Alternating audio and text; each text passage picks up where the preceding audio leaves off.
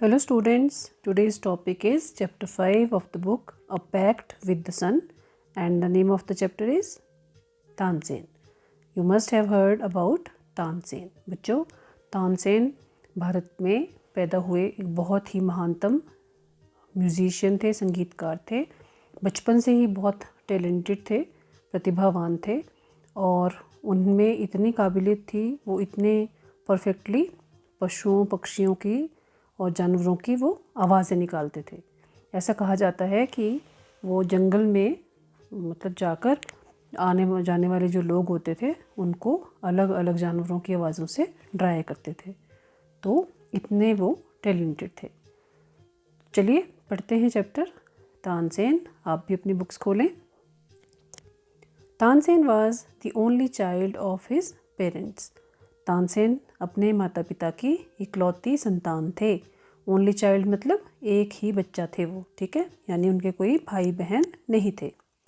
Naughty, naughty होते शरारती, but talented. शरारती थे लेकिन प्रतिभाशाली थे. He imitated the calls of birds and animals perfectly. वो पक्षियों और जानवरों की आवाज़ें बहुत ही परफेक्टली मतलब हूबहू, जिसमें कोई फ़र्क ना कर सके, इतने परफेक्शन से वो निकालते थे मानो सच में ही कोई पक्षी या कोई जानवर आवाज़ निकाल रहा हो. इतने प्रतिभावान थे. Once he tried to frighten a group of travellers by roaring like a tiger. एक बार उन्होंने वहाँ से गुजरते हुए जो ट्रैवलर्स थे, ट्रैवलर्स होते यात्री, उनके समूह को डराया था एक चीते की तरह दहाड़ कर, ठीक है. और वो लोग समझ बैठे कि सच में ही कोई टाइगर हो. तो इतने वो प्रतिभावान थे, ठीक है जी. चलिए पढ़ते हैं आगे. You may have heard the name of Tansen, the greatest musician our country has produced. आपने तानसेन का नाम अवश्य ही सुना होगा, जो कि हमारे देश में पैदा हुए एक बहुत ही महान संगीतज्ञ या संगीतकार थे. A singer called मुकंदन Mishra and his wife lived in बिहात near Gwalior. एक गायक थे जिनका नाम था मुकंदन मिश्रा और उनकी जो वाइफ थी वो बिहात में, जो कि ग्वालियर के पास है, वहाँ रहा करते थे. Tansen was their only child. Tansen उनकी इकलौती औलाद थे, संतान थे. It is said that he was a naughty child. ऐसा कहा जाता है कि वो बहुत ही एक शरारती बच्चा थे. Often he ran away to play in the forest and soon learned to imitate perfectly the calls of birds and animals. अक्सर, ऑफन होता है अक्सर या प्रायः, वो भाग जाया करते थे जंगल में खेलने के लिए और वहाँ उन्होंने मतलब पक्षियों को और एनिमल्स को, जानवरों को जब वो सुनते थे तो जल्दी ही वो उनकी नकलें करना सीख गए थे. और वो भी कैसे? परफेक्टली, बहुत ही कुशलता से. A famous singer named Swami Haridas was once travelling through the forest with his disciples. एक बहुत ही प्रसिद्ध गायक जिनका नाम स्वामी हरिदास था, वो एक बार अपने डिसिपल्स होते हैं शिष्य, ठीक है, वो अपने शिष्यों के साथ जंगल से गुजर रहे थे. टायर्ड मीन्स थके हुए थे. The group settle down to rest in a shady Grove.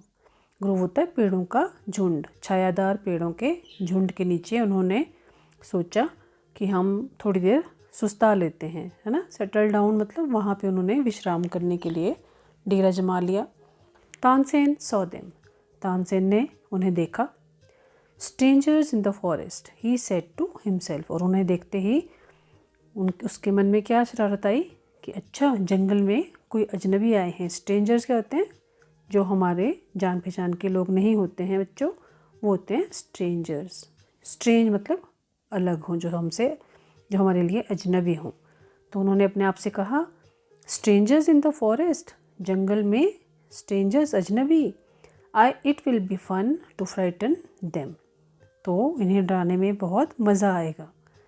He hid behind a tree and roared like a tiger. Hid मतलब हाइड की सेकंड फॉर्म है बच्चों, कि वो एक पेड़ के पीछे छुप गए।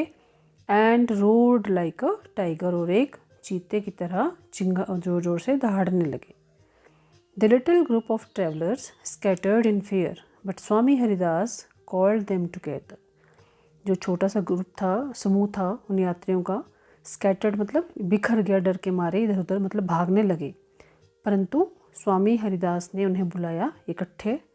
कॉल्ड देम टुगेदर, उन सबको कहा कि इधर आओ। Don't be afraid he said, डरो मत, उन्होंने कहा। Tigers are not always dangerous, चीते हमेशा जो है वो खतरनाक, डेंजरस मतलब खतरनाक नहीं होते। Let us look for this one, चलिए देखते हैं कि ये कैसा है, डरावना है या खतरनाक है या नहीं है।